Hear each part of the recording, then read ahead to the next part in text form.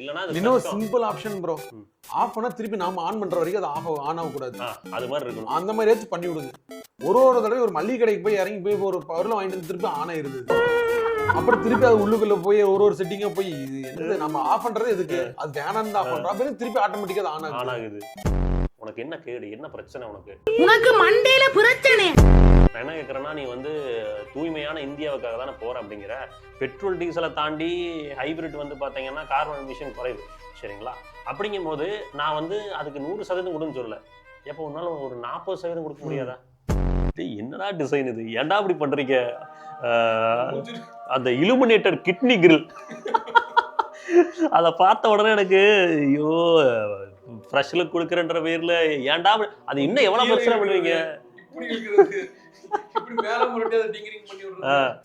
வணக்கம் GS fame, எல்லாரும் எப்படி இருக்கீங்க? அனதர் ஒரு கூல் பாட்காஸ்ட் எபிசோட்க்கு உங்களை வரவேற்பதில் மிக்க மகிழ்ச்சி. ஜிஎஸ் பிட் ஸ்டாப்னு சொல்லிட்டு புது பாட்காஸ்ட் எபிசோட் ஸ்டார்ட் பண்ணியிருக்கிறோம்.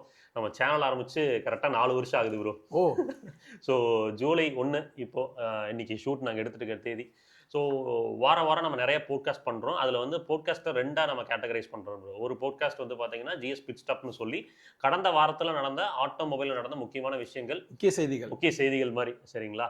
அதில் வந்து காரசாரமாக நிறைய விஷயங்கள் விவாதிக்க வேண்டியதும் இருக்கும், அதே மாதிரி ஜஸ்ட் நியூஸாகவும் இருக்கும். ஸோ எல்லாத்தையுமே வந்து கொஞ்சம் ஓப்பனாக, இது வந்து அன்சென்சார்ட் எபிசோடா இருக்கும். ஸோ அதையும் முன்னாடியே சொல்லிடுறேன். போடுவோம். கார்ல போயிட்டு இருக்கும்போது கேட்டெல்லாம் ஃபேமிலியோட போயிட்டு இருக்கும்போது. ஸோ அன்சென்சார்ட் எபிசோடா தான் இருக்கும். இதில் வந்து கட்ஸ்லாம் இருக்காதுங்க. ஸோ அதனால வந்து த்ரூஅவுட் என்னென்ன நடக்குதோ அது எல்லாமே ஓப்பனாக பேசலாம் அப்படின்றது. இன்னொன்று வந்து ஜிஎஸ் டெசிஷன் மேட்ரிக்ஸ்னு இருக்கும். அதில் வந்து நம்ம அப்கமிங் காசை பற்றி பேசுவோம். அதே மாதிரி டாப் 5 காஸ், பெஸ்ட் 5 காஸ்ன்னு சொல்லி நிறைய எபிசோட்ஸ் பண்ணுறோம். அதெல்லாம் வந்து கொஞ்சம் கேட்டகரைஸ் பண்ணி ஸ்ட்ரக்சர் பண்ணி கொண்டு வந்திருக்கோம். ஏன்னா நிறைய பேர் வந்து நிறைய இன்ஃபர்மேஷன்ஸ் மிஸ் அவுட் ஆகுது அப்படின்ற மாதிரி சொல்லியிருந்தாங்க. So GS decision matrix episode already release ஆயிருக்கும், நீங்கள் பார்த்துருந்தீங்கன்னா தெரியும். ரேங்கிங் கொடுக்குறோம் ப்ரோ. கொடுத்துட்டு எந்த வண்டியோட ரேங்க்ஸை பொறுத்து அவங்க எதை டிசைட் பண்ணணும். ஃபார் எக்ஸாம்பிள் ஒரு வண்டிக்கு ரைட் அண்ட் ஹேண்ட்லிங் இருக்கும், ஒரு வண்டிக்கு வந்து பார்த்தீங்கன்னா ப்ராக்டிகாலிட்டி பெட்டராக இருக்கும். ஸோ அதோட ரேங்கிங் வச்சு அவங்க டிசைட் பண்ணிக்கலாம். நம்மளோட கன்க்ளூஷனை சொல்கிறதுக்கு பதில் அது வந்து அவங்களோட கன்க்ளூஷனாக இருக்க போகுது. ஸோ நிறைய விஷயங்கள் மாற்றங்கள் பண்ணி எபிசோட்ஸில் கொஞ்சம் பெட்டர்மெண்ட் பண்ணலாம் அப்படின்றக்காக தான் இது. ஸ்ட்ரெயிட்டாகவே வந்து இந்த ஜிஎஸ் பிட் ஸ்டாப்போட ஃபர்ஸ்ட் எபிசோட்குள்ளே போகிறோம். ஸோ டாடா சியரா இவி ஃபைனலாக லான்ச் ஆயிருக்கு. டெல்லியோட இவி பாலிசி வேற வந்து பார்த்தீங்கன்னா நோ இன்சென்டிவ் ஃபார் ஹைபிரிட்ஸ்னு சொல்லியிருக்காங்க. மறுபடியும் கியா செல்டாஸ்ல வந்து பார்த்தீங்கன்னா ஏடாஸ் ஃபீச்சர்ஸ் ஆட் பண்ணிட்டு இப்போ பிரைஸ் கொஞ்சம் இம்ப்ரூவ் ஆயிருக்கு. இருந்துச்சு, அதில் இன்னும் அட்வான்ஸ்ட் ஏடாஸ் ஃபீச்சர்ஸ் கொண்டு வந்திருக்காங்க ப்ரோ. அடுத்து பிஎம்டபிள்யூட X5 வந்து இப்போ ஒரு 5 பவர் ட்ரெயினோட லான்ச் பண்ணியிருக்காங்க. அப்புறம் எத்தனால் பற்றி நிறைய பேசியிருக்கோம். பட் எத்தனால் ப்ரொடியூஸ் பண்ணுற இடம் இருக்குது பார்த்தீங்களா, அந்த இடத்துல வந்து ஒரு இண்டிபெண்ட் ஜேர்னலிஸ்ட் வந்து பார்த்தீங்கன்னா நிறைய விஷயத்தை வந்து அன்கவர் பண்ணியிருக்கிறாரு. அதையும் வெளிப்படையாக கொஞ்சம் பேசுவோம். இதை எந்த ஒரு மெயின் ஸ்ட்ரீம் மீடியாவும் கவர் பண்ணலை. நீங்கள் போய் கூகுளில் சர்ச் பண்ணீங்க அப்படின்னா எந்த ஒரு மெயின் ஸ்ட்ரீம் மீடியாவும் இதை கவர் பண்ணலை. இது வந்து ஒரு தரைக்குறைவான ஒரு செயல். நிறையா சேனல்ஸ் வந்து வெக்கப்படணும். இதை வந்து கவர் பண்ணுறதுக்கு வந்து தைரியம் இல்லாமல் இருக்கிறதுக்கு வந்து வெக்கப்படணும். ஏன்னா ஒரு ஜேர்னலிஸ்ட் போய் இதை கவர் பண்ணியிருக்காங்க அப்படின்னும் போது பிபிசி மட்டும் தான் அதுக்கப்புறம் போனாங்க. கூகுளில் அதை பற்றி டேட்டா சர்ச் பண்ண ப்ரோ, அவர் கவர் பண்ணதை பற்றி கூட யாரும் ஆர்டிகல் எழுதலை. பேசுவோம். வணக்கம் மக்களே. So welcome to GS pit stop. இப்போ ஃபர்ஸ்ட் விஷயம் நீங்கள் பார்க்கறது வந்து பார்த்தீங்கன்னா இந்த வீக் ஆட்டோமொபைல் இண்டஸ்ட்ரியில் நடந்த biggest launch, policy updates, technology news, industrial developments, அதுக்கப்புறம் ஏதாவது வண்டியில் ரீகால்ஸ் இருக்கா, இந்த மாதிரி எல்லாத்தையுமே இந்த பிட் ஸ்டாப்பில் வந்து தெரிஞ்சுக்க போகிறோம். ஸோ பிட்லைன் நியூஸ்குள்ளே போகலாம். First news, Tata Sierra finally EV அவதாரத்தில் அரைவாயிருக்கு. என்ன நினைக்கிறீங்க? எனக்கு வந்து பிரைசிங் கொஞ்சம் அதிகமாக இருக்கும் அப்படிங்கிற மாதிரி எனக்கு உள்ளுக்குள்ள ஒரு நெருடல். ஆக்சுவலாக ஒரு சில வேரியன்ஸ் பிரைஸ் ஜஸ்டிஃபைபிளாக இருக்குது, ஒரு சில வேரியன்ஸ் வந்து பிரைஸ் வந்து கொஞ்சம் கூட போயிட்டாங்களோ. ஏன்னா top of the line model வந்து கிட்டத்தட்ட 28 லட்சத்தை தொற்றும் போல பார்த்தோம்னா. ஸோ ஹேரியருக்கும் அதுக்கு வந்து ஒரு 1 லட்ச ரூபா டிஃப்ரென்ஸ் இருக்குது. பட் பீப்புளோட சாய்ஸ், ஹேரியர் வேணுமா இல்லை சியரா வேணுமா அப்படின்றது அவங்களோட சாய்ஸ் தான் வச்சுக்கோங்களேன். என்னன்னா நிறைய விஷயங்கள் நல்லாவும் பண்ணியிருக்காங்க. முக்கியமான ஒரு விஷயங்கள் டாடாட்ட இருந்து நாங்கள் ஆச்சரியமாக ஒரு விஷயத்தை பார்த்தோம். இதுவா? அது நாங்கள் அந்த குரலை வத்தியில நாங்கள் ரெகுலராக பார்க்குறோம் தான். அதை சொல்லணும் ப்ரோ. நான் எனக்கு ஈவில எதுக்கு ப்ரோ, அது நாங்க ஏண்டா நடிச்சாமத்துல சுடுகாட்டுக்கு போனோம். எனக்கு தேவை ரேஞ்ச் ரேட் கம்மி. இப்போ வரைக்கும் எவனுமே அது மக்களுக்கு என்ன தேவைங்கிறது புரிஞ்சுக்க மாட்டீங்களா. என்னைக்குடான டெசர்ட்ல எடுத்துட்டு போய் 50 டிகிரில அது பட் ஓகே, அதாவது இந்தியன் கார்ஸ் வந்து அதுக்கு கேப்பபிள்னு சொல்ல வரீங்க. புரியுது. பட் பிரைசிங்ல வந்து கொட்டை விடுறீங்களே அப்படிங்கறத எனக்கு அது அன்வான்டட் ஃபீச்சர்ஸை வந்து துணிச்சு பிரைசிங் ஏத்துற மாதிரி எனக்கு அதுல ஒரு நல்ல விஷயம் என்ன பண்றதுன்னா ப்ரோ, குவாட் வீல் டிரைவ் வந்து பாத்தீங்கன்னா அவங்க பிரைசிங் லிஸ்ட்டுக்குள்ள பொசிஷனே பண்ணல. ரியல் வீல் டிரைவ் தான் பண்றாங்க. என்னன்னா இது ஒரு பக்கம் எனக்கு நல்லதா எங்க பட்டுச்சுன்னா, இந்த ஆல் வீல் டிரைவ் கேப்பபிலிட்டியை வந்து நிறைய பிரான்ச் இப்ப மறந்துட்டோம். முதல்லலாம் இருந்துச்சு. இப்போ வந்து அதை டாடா நிறுவனம் அவங்களோட ஈவியில் கொண்டு வரது பாராட்டக்கூடிய விஷயம் தான். ப்ரைசிங் பொறுத்த வரைக்கும் வந்து எனக்கு பேசிக் மாடலோட ப்ரைசிங்லாம் வந்து ஓகே. 63 கிலோவாட் ஹவருக்கு நீங்கள் ஒரு கர்வ் எடுக்கிற ப்ரைசிங்கில் நீங்கள் டெஃபினட்டாக வந்து பெட்டர் பிளாட்ஃபார்ம், பெட்டர் உங்களுக்கு சாசி பெட்டராக இருக்குது. அதோட பேசிக் மாடல் இருக்கக்கூடிய ஃபீச்சர்ஸே வந்து பார்த்தீங்கன்னா மோர் தென் எனஃப் அப்படின்ற மாதிரி ஃபீல் தருது. பேசுவோம். டீட்டெயில்டான ஒரு டிரைவ் ரிவ்யூ கூடிய சீக்கிரம் நம்ம வந்து பண்ணுவோம். அப்போ சொல்கிறோம். ப்ரைஸ் வந்து 19.75 lakhs ஆன் ரோட்டில் ஸ்டார்ட் ஆகி 27.47 lakh ஆன் ரோட் வரைக்கும் போகுது. ஸோ இது வந்து ஆன் ரோட் மும்பை. இன்னும் வந்து பார்த்தீங்கன்னா நம்ம டிஸ்ட்ரிக்ட் பெர்ஸ்பெக்டிவ்ல ப்ரைசிங் அப்படின்றது வரல. ஸோ இது வந்து இந்த வீக்கோட ஒரு பிக்கஸ்ட் லான்ச்னு சொல்லலாம்.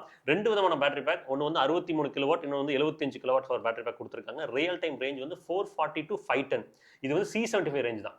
டாட்டால பிடிச்ச விஷயம் என்ன தெரியுங்களா, 600 700ன்னு சொல்லி வந்து ரேஞ்ச் வந்து பார்த்தீங்கன்னா அட்வர்டைஸ்மெண்ட் பண்ணாலும் நமக்கு ரியல் டைமில் என்ன ரேஞ்ச் கிடைக்கும் அப்படின்றத C75ல மென்ஷன் பண்ணிடுறாங்க. ஸோ 510ங்கிறது more then enough for today's real world scenario. போதும் என்னைக்காச்சும் ஒரு நாள் தானே லாங் டிரைவ் போகிறோம். ப்ரோ நான் என்னன்னா ஒரு 400 கிலோமீட்டர் நிப்பாட்டாமையே போயிட போகிறோம். ஆமாம், 510 அவங்க கிளைம் பண்ணியிருக்காங்க. ஒரு 400 கிலோமீட்டர் நம்ம நிப்பாட்டாமையே போயிருப்போம். அப்போது நிறைய பேருக்கு ஈவி வந்து இப்போ வைட் ஓப்பன் ஆயிருக்கு அப்படின்ற மாதிரி சொல்லலாம். நம்மளே கொஞ்சம் டிராஸ்டிக்கா பார்க்க முடியுது. ஈவி கார்ஸோட மூவ்மெண்ட்ஸ் வந்து இன்னைக்கு ரோட்ல நிறைய இருக்கு. அப்புறம் சேல்ஸ் இன்னைக்கு வந்து நிறைய இருக்கு. புது ஷோரூம்ஸ், ஈவி ஷோரூம்ஸ் எல்லாம் டுவர்ட்ஸ் வருது. நம்ம இன்னும் எனக்கு தோணுது நம்ம இந்த பெல்ட் வந்து கொஞ்சம் நிறைய ஈவி ஃபோக்கஸ்ட் ஆகி போறாங்களோ அப்படிங்கிற மாதிரி தோணுது. பை ஸ்டாட்டிஸ்டிக்ஸ் அதை தான் சொல்லுதுன்னு நினைக்கிறேன் ப்ரோ. நம்ம இந்த கோயம்புத்தூர், ஈரோடு, திருப்பூர், அந்த நாமக்கல் ஏரியால டாப் ப்ரோ. அப்படியா? அது ஏன்னா நான் மத்த ஊருக்கு எங்க போனாலும் என்னால ஈவி கார்ஸ் பரிசா பார்க்க முடியறது இல்ல. அதுக்குண்டான ஃபீசிபிலிட்டியும் இல்ல. ஆனா இந்த வந்து நான் வந்து எங்க திரும்பினாலும் ஈவி கார்ஸ் வந்து இப்ப நிறைய சுத்துது நம்ம பெல்ட்ல. டாப் அதுல வந்து இவங்க விக்டரி டாட்டால ஈவி வச்சு அடிச்சு துவைச்சிட்டு இருக்காங்க. மேக்ஸிமம் நம்பர்ஸ் பண்றாங்க. இன்னொன்னு நாம சொல்லணும்னு நினைச்சேன். அதாவது பான் இந்தியாவில் வந்து பார்த்தீங்கன்னா விக்டரி டாட்டாக்கு ஒரு ரெகக்னிஷன் கொடுத்துருக்காங்க. பெஸ்ட் டீலர்ஷிப் அப்படின்னு சொல்லிட்டு ஒரு ஈவி. ஸோ அது வந்து ரொம்ப நல்ல விஷயமா அவங்க வந்து சர்வீஸில் கான்சன்ட்ரேட் பண்ணதுக்கு அவங்களுக்கு கிடைச்ச ஒரு மகுடம் அப்படின்ற மாதிரி சொல்லலாம். அதாவது இந்தியா லெவல்ல இங்க அதிகமா எடுக்கிறாங்க அப்படிங்கிற மாதிரி இருக்கு. ஸோ அப்படிங்கும் போது அவங்க வந்து சர்வீஸ்ல கான்சன்ட்ரேட் பண்ணா கஸ்டமர்ஸோட ட்ரஸ்ட் கிடைக்கும் அப்படின்னு அவர் நிறைய டைம் சொல்லுவாரு. நான் ட்ரஸ்ட்டை தான் கெயின் பண்ண ட்ரை பண்றேன் அப்படின்னு சொல்லுவாரு. அது நடந்திருக்கு. ஸோ ரொம்ப சந்தோஷம். அடுத்த விஷயம், பர்ஃபார்மன்ஸ் வந்து பாத்தீங்கன்னா டாடா சியரால வந்து 0 to 100 வந்து பாத்தீங்கன்னா ஜஸ்ட் 5.8 செகண்ட்ஸ். 5.8 பார்த்தேன். அதுவும் பார்த்தேன் ப்ரோ.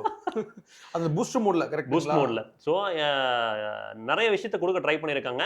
லான்ச் ஈவெண்ட்லேயே வந்து பார்த்தீங்கன்னா அந்த கிராஷ் டெஸ்ட் ஃபுட்டேஜ் வந்து இப்போ நான் போடுறேன் பாருங்க. அதாவது ஒரு விமர்சனம் எனக்கு மனசுல இருந்துச்சு. என்ன விமர்சனம்னா, என்னடா ட்ரக்ல கொண்டு போய் அடிச்சு காமிக்கிறாங்க, இது எங்க போய் முடிய போகுதுன்னு தெரியலையே. டாட்டா ஒரு பக்கம் இதை பண்ணாங்க அப்படின்னா இன்னொரு பக்கம் மகேந்திரா ஆரம்பிப்பாங்க அப்படின்ற மாதிரி ஒரு ஃபியர் இருந்துச்சு.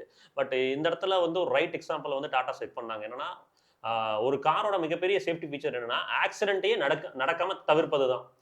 ஸோ அதை ஃபர்ஸ்ட் டெமான்ஸ்ட்ரேட் பண்ணிட்டு அதுக்கப்புறம் உங்களோட கைகளை தாண்டி, அதாவது உங்க கையில் இருக்கிற தாண்டி வந்து கூட அந்த என்விரான்மெண்ட்ல டிராவல் பண்ணக்கூடியவங்களோட கைகள்லையும் நிறைய விஷயங்கள் இருக்கு. அப்போ நீங்க உங்க கார் சேஃபா இருக்கு அப்படின்ற பட்சத்துல பின்னாடி இருந்து வர கார் வந்து சேஃபா இல்ல. ஃபார் எக்ஸாம்பிள் அவங்க காரை தாண்டி ட்ரக்கை வச்சு பின்னாடி வந்து ரியர் அண்ட் கொலிஷன் பண்ணி காமிச்சாங்க. ஸோ அதெல்லாம் பார்க்கும்போது ப்ரௌட் மூமெண்ட் தான். உண்மையிலுமே ஒரு நல்ல ஒரு இதுதான். ஒரு செகண்ட்ல வந்து சிலுத்துட்டோடா அப்படின்ற மாதிரி அது காமிக்கும் போது அப்படி நேர்ல பாத்தீங்களா? அத லைவ் ஃபுட்டேஜ் தான் காமிச்சாங்க. Okay okay okay okay. அந்த ஆக்சிடென்ட் கம்ப்ளீட் அந்த கிராஷ் டெஸ்ட்டை காமிச்சாங்க. ரொம்ப நல்லா இருந்துச்சு. ஸோ பார்ப்போம். ஹைலைட்டிங் அவங்களோட ஸ்ட்ரக்சரல் ஸ்ட்ரென்த்தை வந்து பார்த்தீங்கன்னா ஹைலைட் பண்ணுறதுக்கு ஒவ்வொரு ஸ்டெப்பாக போயிட்டு தான் இருக்காங்க. அனதர் மேஜர் இம்ப்ரூவ்மெண்ட், நீங்கள் எல்லாருமே இந்த ஸ்ட்ரக்சரை பற்றி பேசினப்போ தக்கல் இவன் ஃபிட் அண்ட் ஃபினிஷ் பற்றி பேசுகிறான் அவன் அப்படின்னு பேசணும்னா நாங்கள் பேசணும், ப்ரௌடாக பேசணும். என்னன்னா ஃபிட் அண்ட் ஃபினிஷ் வந்து டிராஸ்டிக்கான இம்ப்ரூவ்மெண்ட் ப்ரோ. சியரால நம்ம நீங்கள் இந்த டெஸ்டிங் கார்லேயே பார்த்தேன். பட் ஃபிட் அண்ட் ஃபினிஷ் வந்து மேபி அவுட்டர் பார்ட்ல எப்படின்னு தெரியல, உள்ள வந்து கொஞ்சம் இம்ப்ரூவ்மெண்ட் தெரியுது. ஈவன் ஹாரியரோட கம்பேர் பண்ணும்போது இது வந்து இன்னும் பெட்டரா இருக்கிற மாதிரி. பட் எங்களுக்கு என்னன்னா பிவில வந்து இன்னும் கொஞ்சம் இம்ப்ரூவ் பண்ணிருக்கலாம், நிறைய இடத்துல வந்து இம்ப்ரூவ் பண்ணிருக்கலாம் அப்படின்றது ஒன்று இருந்துச்சு. ஈவில பார்த்தபோது, அதாவது நம்மள அறியாமையா நம்ம சுத்தி வாக்கணும் பண்ணிருக்கும் போது ரொம்ப கிளீனா இருக்கிற மாதிரி இருக்கு. எங்கேயுமே வந்து பாத்தீங்கன்னா இப்ப இந்த பக்கம் டெயில் லேம்ப் இருக்குல்ல, அதுல கை வச்சு உள்ள போகும், அந்த சைடு வந்து கரெக்டா இருக்கும் எட்ஜஸ். இந்த மாதிரி அது வந்து நாங்க யோசிச்சுக்கிட்டே இருந்தோம் இது எப்படி அப்படின்னு சொல்லிட்டு பார்த்துட்டு வரும்போது பார்த்தா எல்லா இடத்துலையுமே வந்து பேனல் கேப்ஸ் வந்து அப்படியே எக்ஸாக்டா இருக்கு. உள்ள இன்டீரியர்ல வந்து பாத்தீங்கன்னா ஷார்ப்பா அந்த லெதரேஜ் ஸ்டிச்சிங் அங்கங்க ஃபேப்ரிக் போறாங்க அதுலாம் வந்து ஒரு சில இடத்துல கிழிஞ்சிருக்கும், ஒரு சில இடத்துல கரெக்டா இல்லை என்னடா இது அப்படின்ற மாதிரி இருக்கும். ஆனா இதுல எல்லாத்தையுமே வந்து ஷார்ட் அவுட் பண்ணியிருந்தாங்க. இன்னொன்னு அவங்க அதை பத்தி பேசவே இல்லை. லான்ச்ல வந்து இந்த ஃபிட் அண்ட் ஃபினிஷ் அதை பத்திலாம் அட்ரஸ் பண்ண மாட்டாங்க, பட் பேசல. பட் லைவா அந்த காரை எக்ஸ்பீரியன்ஸ் பண்ணும்போது அந்த என்ஹான்ஸ்மெண்ட் இருந்தது எனக்கே பாராட்டக்கூடிய விஷயமா இருந்துச்சு. ப்ரொடக்ஷன் வெர்ஷன்லயும் அதே மாதிரி எடுத்துட்டு வந்தாங்கன்னா டாடா மேல இருக்கிற மிகப்பெரிய ஒரு விஷயத்தை அட்ரஸ் பண்ணிட்டாங்க அப்படின்னு நம்ம சொல்லலாம். பாப்போம் என்ன பண்றாங்க அப்படின்னு. ஸோ கேபின் குவாலிட்டி, மெட்டீரியலோட ஃபினிஷ் ஓவரால் ஒரு ரிஃபைண்டா ஃபீல் ஆச்சு. அமங் த வேரியன்ஸ் வந்து அட்வென்ச்சர் 75 kWh வந்து பார்த்தீங்கன்னா அதுல இருந்து தான் 75 kWh ஸ்டார்ட் ஆகுது. அதாவது பேஸ் 2 மாடல் இல்லை, பியூரஸ், அட்வென்ச்சர், எம்பவர்ட். அதுக்கப்புறம் வந்து பார்த்தீங்கன்னா எம்பவர்ட்ல வந்து ரயில் வீல் டிரைவ் இல்லாமல் வந்து குவாட் வீல் டிரைவிங் கொடுத்துருக்காங்க. ஸோ மிடில் வேரியன்ட்லேருந்து வருது ப்ரோ. இன்னொரு அப்டேட் என்னன்னா ஜூன் 2026 ஒரு மாசத்துக்கு 14,800 EVs வித்துருக்காங்க. EVs மட்டும் டாடா மோட்டார்ஸ். ஓகே. ஸோ அவங்க வந்து என்னன்னா இந்த ஈவில வந்து அவன் மாருதி மாதிரி ஒரு அவன் தான் வந்து மேஜர் மோனோபோலி. என்னன்னா ஒரு மாருதி எப்படி வந்து பிவிஸ்ல இருந்துச்சோ ஈவிஸ்ல வந்து இப்போ டாடா மோட்டார்ஸ் இருக்கிறாங்க. கிட்டத்தட்ட வந்து highest monthly EV sales in companies history அப்படின்னு சொல்றாங்க June 2026. Kudos to Tatas. So fit and finish. அடுத்து வந்து சர்வீஸ் குவாலிட்டி வந்து எல்லா டீலர்ஷிப்லையும் ஒவ்வொரு டீலர்ஷிப்பும் வந்து எஃபர்ட் போட்டால் தான் அது மாறும். எல்லா டீலர்ஷிப்பும் அந்த எஃபர்ட் போட்டால் நல்லா இருக்கும் என்னை பொறுத்த வரைக்கும். ஸோ டாடாஸ் மோஸ்ட் கம்ப்ளீட் EVயா எனக்கு ஃபீல் ஆகுது என்னை பொறுத்த வரைக்கும். பாவம் கஸ்டமர்ஸோட deliveries and long term ownership experience எப்படி இருக்கும் அப்படின்றத வந்து கண்டிப்பாக டெஃபினட்டாக நம்ம வந்து கூடிய சீக்கிரம் பார்க்க தான் போகிறோம். டெலிவரிஸ் வந்து ரொம்ப ஃபாஸ்ட்டாக நடக்கும்னு சொல்லியிருக்காங்க. பாவம். ஓகே. சேரா. அடுத்த நியூஸ், கியா செல்டாஸ் வந்து பார்த்தீங்கன்னா ஏடாஸ் கொடுத்து 2 ஃப்ளாக்ஷிப் வேரியன்ட்ஸை லான்ச் பண்ணியிருக்காங்க. இந்த ஏடாஸ் பற்றி நீங்கள் என்ன நினைக்கிறீங்க ப்ரோ? எனக்கு இப்போவுமே நீங்கள் கேட்டிங்கன்னா இந்தியன் ரோட்ஸ்க்கு அது வந்து ஒரு தேவையில்லாத ஒரு ஆணின்னு தான் எனக்கு தோணுது. அதனால வந்து ஆக்சிடென்ட் தடுக்கல, அது ஆக்சிடென்ட் அதிகம் தான் பண்ணி கொடுத்துட்டு இருக்குது. எனக்கு தெரிஞ்ச லைவ் எக்ஸாம்பிள்ஸே ஏகப்பட்டது இருக்குது. எம்ஜி வின்சர் முன்னாடி ஒருத்தர் லைட்டா பிரேக் போட்டு முன்னாடி போயிட்டாரு, இந்த வண்டி நின்றுச்சு. பின்னாடி திட்டத்தட்ட 5 வண்டி கொலையிட இருக்குது. சரி ஓகே, சின்ன கார் அன்னைக்கு எதுவும் அசம்பவம் நடக்கல, பெரிய லாரி கீரி அந்த மாதிரி வந்திருந்தா என்ன நடக்குது, எதுக்கு அதுன்னு கேட்கறேன் நான். அப்புறம் இன்னொன்னு ஏடாஸ் ஆஃப் பண்ணி வச்சு ஓட்டிக்கலாம் அப்படிம்பாங்க. நான் என்னங்கிறேன்னா ஆஃப் பண்ணி வச்சு ஓட்டுறதுக்கு எதுக்கு ஏடாஸ்? நான் ஒரு விஷயத்தை நோட் பண்ணேன். சியரால இருக்கிற கம்ஃபர்டபுளாவே இருக்க மாட்டேங்குது ப்ரோ. இட்ஸ் ஓகே, யூஎஸ் மாதிரி ஒரு கண்ட்ரிக்கு அது இருக்கு, எல்லா லேண்ட் டிசிப்ளின் இருக்கும். இங்க நம்மளுக்கு கிடையாது. பிராக்டிகாலிட்டி அதுதான், நம்ம ஒத்துக்கிட்டு தான் ஆகணும். சும்மா வந்து ஏடாஸ் இருக்குங்கிறக்காக யாருமே லேண்ட் டிசிப்ளின்லாம் ஃபாலோ பண்றது, இன்க்ளூடிங் மீ. நாமளே அவசரத்துக்கு லெஃப்ட் எடுத்து ரைட் எடுத்து போறோம். ஒரு தடவை ஸ்டைரிங் அது கட் பண்ணுது. அது ஒரு இரிட்டேட்டிங்காவே இருக்குது. அந்த நான் ஒரு விஷயத்தை ஃபீல் பண்ணேன் ப்ரோ. கரெக்டா வந்து நீங்க ரைட் ஏர்றீங்கன்னு வச்சுக்கோங்க, ஏபி இருக்குது அப்படின்னா நீங்க ரைட் ஏறணும்னே அது பிரேக் அடிச்சிருது. அதாவது நான் இது வந்து 700 நாங்க வந்து ஃபர்ஸ்ட் இனிஷியலா ஃபேஸ் பண்ணோம். என்ன ஃபேஸ் பண்ணோம்னா, கரெக்டா இப்படி ஒரு கார் டிராவல் ஆயிட்டு இருக்கு சரிங்களா, முன்னாடி இந்த இடத்துல ட்ரக், இந்த கார் தான் நாங்க என்ன பண்ணோம்னா இப்படி போயிட்டு இப்படி ரைட் எடுக்கிறோம் சரிங்களா. இப்படி ரைட் அடுத்த செகண்ட் அது ஏபி டிடெக்ட் பண்ணி பிரேக் அழுத்திருச்சு. எனக்கெல்லாம் ஒரு செகண்ட் காலி நிக்கலாமா அப்படின்ற மாதிரி ஒரு ஃபீல் இருந்துச்சு.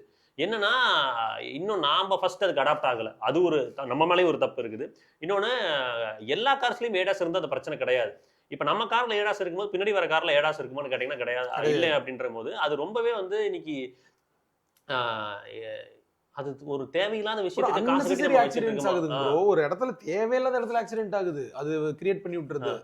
அது உங்களுக்கு என்னன்னா அது மேஜரா ஆக்சிடென்ட் ஆகிற வரைக்கும் அது யாருமே அட்ரஸ் பண்ணாம ஒரு சில வண்டியில வரும், அதை ஆஃப் பண்றதுக்கே சொல்யூஷன் இல்ல பாத்தீங்களா. அதுதான் சொல்றேன், நாம கர்வ்ல என்ன பண்ணோம், ஒரு தடவை நிறுத்தி ஆஃப் பண்ணி தானே போனோம். எதுக்காக நம்ம அதை ஆஃப் பண்ணோம்? என்னன்னா நம்ம adaptive cruise control, okay, adaptive cruise control it's ஒரு ஆப்ஷன். ஆனா அந்த இந்த பிரேக்கிங்கும் அந்த டிரைவர் அசிஸ்ட் இருக்கு பாத்தீங்களா, அது வந்து one of the irritating feature. அதனால இப்ப இருக்கிற சூழ்நிலையில ஏடாஸ் தேவையில்லை அப்படின்ற மாதிரி தோணுது. அப்படி இல்லைன்னா ஏடாஸை வந்து மேபி ஸ்டாண்டர்டைஸ் பண்ணலாம், இப்ப இருந்தே ஸ்டாண்டர்டைஸ் பண்ண ட்ரை பண்ணலாம் அப்படின்னு ஒரு பக்கம் எனக்கு தோணுது. பண்ணா எவால்வ் ஆகும். இல்லைன்னா இன்னும் சிம்பிள் ஆப்ஷன் ப்ரோ, ஆஃப் பண்ணா திருப்பி நாம ஆன் பண்ற வரைக்கும் அது ஆன் ஆகக்கூடாது. அது மாதிரி இருக்கணும். அந்த மாதிரி ஏதாச்சும் பண்ணி விடுங்க. ஒரு தடவை ஒரு மளிகை கடைக்கு போய் இறங்கி போய் ஒரு பவர்ல வாங்கிட்டு வந்து திருப்பி ஆன் ஆயிருது. அப்புறம் திருப்பி அது உள்ளுக்குள்ள போய் ஒரு செட்டிங்கா போய் இது என்னது நம்ம ஆஃப் பண்றது எதுக்கு, அது வேணாம் தான் ஆஃப் பண்றோம், திருப்பி ஆட்டோமேட்டிக்கா அது ஆன் ஆகுது. அப்புறம் இங்கே 50,000 விலை கூடியிருக்கு செல்டாஸில். 28 அட்டானமஸ் சேஃப்டி ஃபீச்சர்ஸ் இப்போ கொடுக்குறாங்க.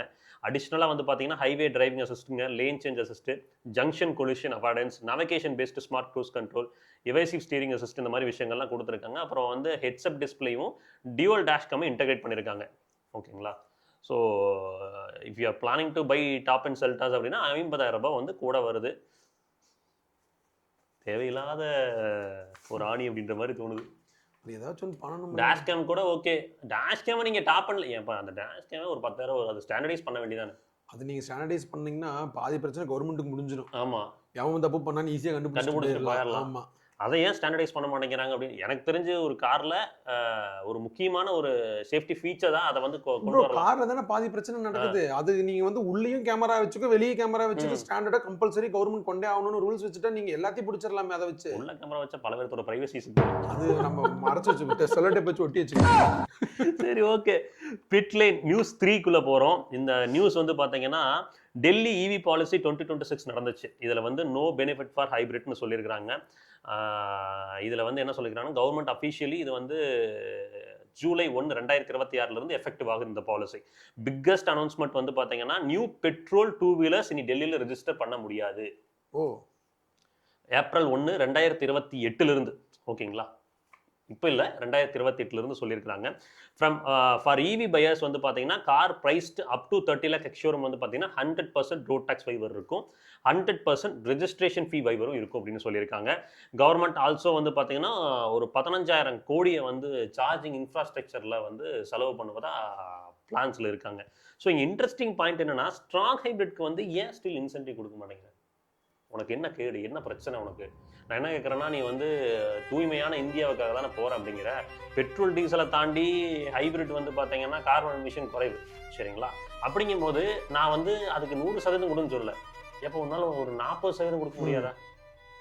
அவன் வந்து பெட்ரோலே இல்லாமல் ஓட்டுனா இன்சென்டிவ் கொடுப்பாங்க, அந்த இவி மாதிரி. பட் பெட்ரோல்னு போட்டால் கொடுக்க மாட்டாங்க. இதுக்கு வந்து ஸ்ட்ராங் ஹைபிரிட்ஸ்க்கு வந்து எந்த இன்சென்டிவ் இல்லை. ஒரு சின்ன கம்பேரிசன் சொல்கிறேன். ஒரு 5 year carbon emission comparison, 75,000 kilometre ஒரு வண்டி ஓட்டிருக்கீங்க அப்படின்னா அதில் கார்பன் எமிஷன் வந்து ஹைபிரிட்ல வந்து ஹைபிரிட்டுக்கு ஈவிக்கும் கால்குலேஷன் போடுறோம் பாருங்க. வெஹிக்கிள் மேனுஃபேக்சரிங்ல வந்து பார்த்தீங்கன்னா 6 to 7 டன் ஸ்ட்ராங் ஹைபிரிட்ல, வேற பேட்டரி வண்டியில் வந்து பார்த்தீங்கன்னா, அதாவது எலக்ட்ரிக் வண்டியில் 7 to 8 டன் ஆகுது. பேட்டரி ப்ரொடக்ஷனில் இங்கே வந்து சின்ன பேட்டரி ஸ்ட்ராங் ஹைபிரிட்ல, அங்கே வந்து பெரிய பேட்டரி இருக்குது ஈவியில். அதில் பேட்டரியோட ப்ரொடக்ஷனில் வந்து 0.5 to 1 டன் கார்பன் எமிஷன் அப்படின்றது நடக்குது ஸ்ட்ராங் ஹைப்ரிட்க்கு. வேற எலக்ட்ரிக் வண்டி இருக்குது பார்த்தீங்கன்னா, அதோட பேட்டரி ப்ரொடக்ஷனில் 3 to 5 டன் கார்பன் எமிஷன் அப்படின்றது நடக்குது. டோட்டல் பார்க்கும்போது வந்து பார்த்தீங்கன்னா ஸ்ட்ராங் ஹைப்ரிட்க்கு 6.5 to 8 டன் ப்ரொடக்ஷனில், பேட்டரி வண்டிக்கு 10 to 13 டன் ப்ரொடக்ஷனில், 5 வருஷம் யூசேஜில் வந்து பார்த்தீங்கன்னா உங்களுக்கு 10 to 13 டன் வந்து strong hybrid emission tail pipe. Whereas வந்து எலக்ட்ரிக் வாகனங்களில் நீங்கள் வந்து ரினியூவபிள் எனர்ஜியில் பண்ணியிருந்தீங்கன்னா ஆப்வியஸ்லி 0 தான். நீங்கள் லைக் ஒரு கோல் பிளான்ட்லேருந்து எலக்ட்ரிசிட்டியை ப்ரொடியூஸ் பண்ணி அதுக்கப்புறம் ஒரு சார்ஜிங் ஸ்டேஷனை போட்டு அதுலேருந்து நீங்கள் சார்ஜ் பண்ணி எடுக்கிறீங்க, நான் ரினியூவபிள் பண்ணுறீங்கன்னா கார்பன் எமிஷன் இருக்கு தான் செய்யுது. 0 டெயில் பைப் எமிஷன் சொன்னாலும் அதை அந்த எலக்ட்ரிசிட்டி எங்கிருந்து சோர்ஸ் பண்ணுற அப்படின்றத பொறுத்து இருக்குது. இதெல்லாம் வச்சு பார்க்கும்போது ஆவரேஜ் லைஃப் சைக்கிளில் பேட்டரி வண்டி 14 to 19 டன் ஆஃப் கார்பன் எமிஷனை ப்ரொடியூஸ் பண்ணுது. வேற strong hybrid 17 to 21 ton of carbon emission. இது வந்து ஒரு ஆவரேஜ் டேட்டா. அப்படிங்கும் போது கவர்மெண்ட் வந்து இவியில் மட்டுமே ஃபோக்கஸ் பண்ணுறதை தாண்டி ஸ்ட்ராங் ஹைப்ரிட்லையும் ஃபோக்கஸ் பண்ணலாம். பண்ணிங்கன்னா மக்களுக்கும் நல்லது நடக்கும். இதை ஏன் பண்ணி தொலைய மாட்டேங்கிறீங்கன்னு தெரியல. மேபி வந்து உங்கள் குடும்பத்தில் யாராவது வந்து அந்த எத்தனால் ப்ரொடியூஸ் பண்ணுற மாதிரி இந்த ஸ்ட்ராங் ஹைப்ரிட்க்கு வந்து ஏதாவது வந்து ப்ரொடக்ஷனோ மேனுஃபேக்சரிங்கோ குடும்பத்தில் வச்சிருந்தாங்கன்னா அதுக்கான சொல்யூஷன் கிடைச்சிருக்கு. ஸ்ட்ராங் ஹைப்ரிட் வந்து பண்ணலாம், பண்ணாமல் வச்சிருக்கிறது தப்பு தான். தப்பு ப்ரோ. நான் என்னன்னா ஃபுல்லாக கொடுக்காத, ஈவிக்கு 100% கொடுக்குறியா, 40% ஹைப்ரிட் கூட. என்ன அவங்க என்ன தெரியுமாங்க ப்ரோ பிரச்சனை யோசிக்கிறாங்க? எனக்கு தெரிஞ்சு இது வந்து கார் மேனுஃபேக்சரர்ஸ்ல இதை போய் பெருசா அப்ரோச் பண்ண மாட்டாங்க. ஏன்னா அவங்களோட அப்புறம் ஐஸ் இன்ஜினோட சேல்ஸ் கம்மியாயிடும்ல. ப்ராப்பர் ஐஸ் இன்ஜின் மாருதியும் டொயோட்டா இது அப்ரோச் பண்ணிருக்காங்க. மாருதியும் டொயோட்டா அப்ரோச் பண்ணிருக்காங்க. ஆல்ரெடி வந்து இது நடக்கிற மாதிரி இருந்துச்சு. பட் கடைசி வரைக்கும் கவர்மெண்ட் வந்து பாத்தீங்கன்னா எலக்ட்ரிக் காரை தான் நாங்கள் ஃபோக்கஸ் பண்ணுவோம்னு சொல்லி பெரும் விரிச்சுறாங்க. அதாவது நல்லது எலக்ட்ரிக் கார் இல்லைன்னு சொல்ல, அது மட்டுமே நீ நல்லதுன்னு சொல்றது எனக்கு பிரச்சனையா இருக்கு சொல்லலாம். ஸோ இந்தியாவோட எலக்ட்ரிசிட்டி வந்து பார்த்தீங்கன்னா ஜென்ரேட்டட் மோஸ்ட்லி வந்து நம்ம கோல் எனர்ஜி மூலமாக தான் ஜென்ரேட் பண்ணுறோம். அப்படிங்கும்போது ஹைப்ரிட்ஸ்க்கு இன்சென்டிவ் கொடுக்கறது நல்லது. உங்களோட ஒப்பீனியன்ஸ் கமெண்ட்ஸ் என்ன அப்படின்றத வந்து கமெண்ட்டில் தெரிவிங்க இதை பற்றி. So production of strong hybrids overall வரும்போது வந்து பார்த்தீங்கன்னா இந்த பெட்ரோல் டீசலை தாண்டி எமிஷன் குறையும். ஆமா நீங்க ஒண்ணும் இல்ல கிராண்ட் வெட்டாராவோட ஸ்ட்ராங் ஹைபிரிட் வாங்குற பிரைசிங் வந்து மைல் ஹைபிரிட் வாங்குற விலைக்கே கிடைக்கும் அப்படின்னா ஸ்ட்ராங் ஹைபிரிட் அதிகம் விற்கும். ஆமா அப்ப என்ன நடக்கும்? எமிஷன் குறையுதுல, உனக்கு ஓவரால் எமிஷன் குறையுதுல, கன்சப்ஷன் கம்மியாகுது, உனக்கு இம்போர்ட் பண்ற எல்லாமே எல்லாமே கம்மியாகுது. குறையுதுல. டிராஸ்டிக்கா, அதாவது டிராஸ்டிக்கா இல்லனாலும் ஒரு பெர்சன்டேஜ் கம்மியாகுது இல்ல. ப்ரோ ஒரு லிட்டர் பெட்ரோலுக்கு 15 கிலோமீட்டர் மைலேஜ் தருது. இதுவே நீங்க ஹைபிரிட் போறீங்கன்னா 21 ல இருந்து 22 கிலோமீட்டர் மைலேஜ் தருது. ஆல்மோஸ்ட் 50%. அப்போ உனக்கு பெட்ரோலோட கன்சம்ஷன் குறையுதே. நாளைக்கு எத்தனால் பிளண்ட் அதிகமாச்சுன்னா அட்லீஸ்ட் ஹைபிரிட் இருந்தால் தான் ஒரு ரீசனபிள் மைலேஜாக நீங்கள் எக்ஸ்பெக்ட் பண்ண முடியும். சரி, ஓகே, அடுத்த நியூஸ்குள்ளே போகலாம். எத்தனால் கிரீன் ஃபியூவல் அப்படின்னு சொல்லி சொல்கிறாங்க. பட் வந்து பார்த்தீங்கன்னா அதோட ப்ரொடக்ஷனும் அப்படி தான் நடக்குதா அப்படின்னு சொல்லி பார்த்தோம்னா இந்த வீக்கில் ஒரு மிகப்பெரிய ஒரு பூகம்பமே வெடிச்சது. அதை வந்து எந்த ஒரு மெயின் ஸ்ட்ரீம் மீடியாவும் கவர் பண்ணல. அது வந்து ஒரு வெக்கக்கேடான ஒரு செயல் என்னை பொறுத்த வரைக்கும். மெயின் ஸ்ட்ரீம் மீடியாஸ் கவர் பண்ணாதது. பிரனிஹாட் அப்படின்னு மெகாலயாவில் ஒரு இடம் இருக்குது. இங்கே தான் வந்து பார்த்தீங்கன்னா ரீசெண்டாக ஒரு இன்வெஸ்டிகேஷன் வீடியோ வைரல் ஆச்சு. இதுதான் வந்து சென்டர் ஆஃப் அட்டென்ஷனாகவும் இப்போ இருக்குது. ஜேர்னலிஸ்ட் சர்தா கோஸ்வாமி அப்படின்னு சொல்லி அவர் வந்து லோக்கல் ரெசிடென்ட்ஸ்கிட்ட பேசி அங்கே நடக்கக்கூடிய air pollution, black dust, contaminated water, farm லேண்டில் எந்த அளவுக்கு டேமேஜ் ஆயிருக்கு, ரெஸ்பிரேட்டரி ப்ராப்ளம்ஸ் எந்த அளவுக்கு பீப்புளுக்கு அதிகமாயிருக்கு அப்படின்றத ஒரு மிகப்பெரிய அளவில் கவர் பண்ணியிருந்தாப்புல. சரிங்களா? மில்லியன்ஸ் ஆஃப் வியூஸ் இருந்துச்சு. அதுக்கப்புறம் பிபிசி மட்டும் தான் அதை கவர் பண்ணாங்க. வேற எந்த ஒரு மீடியாவும் அதை கவர் பண்ணல. அப்படி மீடியா வந்து இன்னைக்கு வந்து வாயடைச்சு போய் உட்காந்துருக்கிறோமா? என்ன அப்புறம் சீலிஸ்டிங்னா என்ன கருவமோ.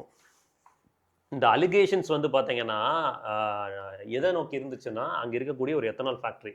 பட் எக்ஸ்பர்ட்ஸ் என்ன சொல்கிறாங்கன்னா அதனால காரணம் இல்லை. அந்த பிரனிஹாட்டில் வந்து பார்த்தீங்கன்னா 80+ இண்டஸ்ட்ரீஸ் இருக்குது. சிமெண்ட் பிளான்ட் இருக்குது, ஸ்டீல் யூனிட் இருக்குது, டிஸ்டிலரிஸ் இருக்குது, heavy truck, traffic, mining activities, construction dust இதெல்லாம் இருக்குது. அதனால வந்து எத்தனால் ஃபேக்ட்ரி மட்டுமே காரணம் இல்லை. அதான் முட்டு கொடுக்க வந்துருவாங்கல்ல இந்த எக்ஸ்பர்ட்ஸ்லாம் வந்து இது மட்டுமே காரணம் இல்லை, அது மட்டுமே காரணம் இல்லை அப்படின்னு சொல்லி வழக்கம் போல். நம்ம தமிழ்நாட்டிலையுமே அந்த மாதிரிலாம் நடந்துட்டு தான் இருக்குது. ஒரு விஷயம் நடந்தது, அதுக்கப்புறம் வந்து பார்த்தீங்கன்னா டாக்டர் மொதல் கொண்டு வந்து அதுக்கு எக்ஸ்பிளனேஷன்லாம் கொடுத்துருந்தாரு. தப்புன்னு ஒத்துக்குங்க, அதை திருத்திக்கிறதுக்கு வழியை பாருங்க. அதுதான் நம்ம நாட்டில் நடக்கவே நடக்காது. ஸோ இது வந்து டூ பிளேமிங், அதாவது டூ இயர்லியர் ஃபார் பிளேமிங் ஒரு இண்டஸ்ட்ரி அப்படின்ற மாதிரி எக்ஸ்பர்ட் சொல்கிறாங்க. பட் அதை வந்து ஒரு சீரியஸான ஒரு கன்சர்ன் எடுக்கணும். ஏன்னா மெகாலயாவோட பொல்யூஷன் கண்ட்ரோல் போர்டு வந்து பார்த்தீங்கன்னா அதோட இன்வெஸ்டிகேஷனை ஆல்ரெடி ஸ்டார்ட் பண்ணிட்டாங்க. குயிக் ஃபேக்ட்ஸ் என்னன்னா மெகாலயாங்கிறது வந்து அசாம் பார்டரில் இருக்குங்க. அங்கே கிட்டத்தட்ட 80+ இண்டஸ்ட்ரீஸ் இருக்குது. மேஜர் கன்சர்ன் என்னன்னா ஏர், வாட்டர் அண்ட் டஸ்ட் பொல்யூஷன் எல்லாமே அங்கே இருக்குங்க. அஃபிஷியல் ஸ்டேட்டஸ் இன்வெஸ்டிகேஷன் அண்டர்வேன்னு சொல்றாங்க. நமக்கு தான் தெரியுமே கவர்மெண்ட் அகைன்ஸ்டா அந்த இன்வெஸ்டிகேஷன் ரிப்போர்ட் வந்துற போது இல்லப்பா இந்த எத்தனால் இண்டஸ்ட்ரினால தானப்பா இவ்வளவு நாசமா இருக்கு அப்படின்னு சொல்லிடுவா போறாங்க. கடைசியில் என்ன சொல்லுவாங்க, அந்த இண்டிபெண்டன்ட் ஜேர்னலிஸ்ட்டை அடக்க பார்ப்பாங்க. அப்புறம் என்ன சொல்லுவாங்க, புதுசா ஒரு விஷயத்துக்கு வரது முட்டுக்கட்ட போடுறாங்க. ஒரு இனோவேஷனான ஒரு இது அப்ப எப்பதான் வரும், ஒரு சில இது இதாச்சுன்னா தான் ஒரு சில நன்மைகள் கிடைக்கும், அதுக்கு முட்டுக்கட்ட போட்டுருவாங்க. உடனே எது ஒரு இனோவேஷன் கொண்டு வந்தாலும் முட்டுக்கட்ட போட்டுருவாங்க ஒரு விஷயத்த சொல்லி அவங்கள முத்திரை கட்டி. ஆனா இது நல்லா யோசிங்க, இந்த மாதிரி மிகப்பெரிய ஒரு ஃபேக்டரியில எங்க வருதுன்னா ஒரு ஏழை இருப்பான், ஒரு போர்மேன் இருப்பான், ஒரு middle class, below middle class சொல்றேன், அந்த மாதிரி ஃபேமிலிஸ் அதிக இடத்துல தான் வரும். ஏன்னா அவனால தான் உயர குரல் கொடுக்க முடியாது. எப்பயுமே நீங்க ஃபேக்டரிஸ் எல்லாமே வில்லேஜஸ்க்குள்ள தான் ப்ரோ இருக்கும். நீங்க எல்லா ஃபேக்டரிஸும் பாருங்க, ஈவன் சிப்காட்ஸும் நீங்க அந்த காலத்துல வந்தது எல்லாமே பாருங்க, ஒரு வில்லேஜ் ஒரு ஏரியாவை செலக்ட் பண்ணி தான் வைப்பாங்க. அதை நீங்க வந்து ஒரு சிட்டிக்குள்ள வைக்க மாட்டாங்க. மேபி சிட்டியோட இடத்தோட வேல்யூ அதிகமா இருக்குங்கிறது கூட ஒரு ரீசனா சொல்லுவாங்க. ஆனா காரணம் என்ன, போராட்டம் பண்ணக்கூடாது. ஸோ எனக்கு வருத்தமே அவர் சேஃபாக இருந்தால் போதும், அந்த இண்டிபெண்டன்ட் ஜேர்னலிஸ்ட் சேஃபாக இருந்தால் போதும் அப்படின்ற மாதிரி தான் தோணுது. ப்ரொமோட்டிங் E20 ஃபியூல் ஒரு பார்ட் ஆஃப் ஸ்டோரியாக இருந்தாலும் இந்த எத்தனாலோட ப்ரொடக்ஷனில் நடக்கக்கூடிய விஷயங்கள் என்விரான்மெண்டல் தான் சஸ்டைனபிளாக அது இருக்குமா அப்படின்றது ஒரு மிகப்பெரிய ஒரு கேள்விக்குறியாக இருக்குது. அஃபீஷியல் ஃபைண்டிங்ஸ் வரதுக்கு முன்னாடி நம்ம கன்க்ளூஷனுக்குள்ளே ஜம்ப் ஆக முடியாது. இதை நம்ம மக்களுக்கும் தெரியணும், ஹைலைட் பண்ணணும் அப்படின்றக்காக தான் நான் வந்து ஷோகேஸ் பண்ணியிருக்கேன். போவோம் அடுத்த நியூஸ். பிஎம்டபிள்யூட X5 வந்து அன்வீல் ஆயிருக்கு இப்போ ரீசெண்டாக. 5th generation globally new design வந்து பார்த்தீங்கன்னா என்னடா டிசைன் இது, ஏன்டா அப்படி பண்றீங்க, அந்த இலுமினேட்டட் கிட்னி கிரில் அதை பார்த்த உடனே எனக்கு ஐயோ ஃப்ரெஷ் லுக் கொடுக்குறன்ற பேர்ல ஏன்டா அது இன்னும் கீழே இருக்கிறது, இப்படி இருக்கிறது, இப்படி மேல முரட்டி அதை டிங்கரிங் பண்ணி விடுறது. அதை சரி ஓகே, அந்த டிசைன் எப்படி இருக்குன்னு சொல்லி நீங்களே கமெண்ட்ல மென்ஷன் பண்ணுங்க. இன்சைட் த கேபின் அப்படின்னு பார்த்தீங்கன்னா 17.9 இன்ச்ல வந்து டச் ஸ்கிரீன், 32 இன்ச் டிவி மாட்டிங்கிற பேசாம இது எங்க போய் முடிய போகுதுன்னு தெரியல. அப்புறம் பேனோரமிக் டிஸ்பிளே கொடுத்துருக்காங்க, விஷன் டிஸ்பிளே கொடுத்துருக்காங்க, 3D ஹெட்ஸ்அப் டிஸ்பிளே. அதுக்கப்புறம் வந்து 14.6 இன்ச்ல வந்து பேசஞ்சர் ஸ்கிரீன் இதெல்லாம் லே ஓவர் பண்ணியிருக்காங்க.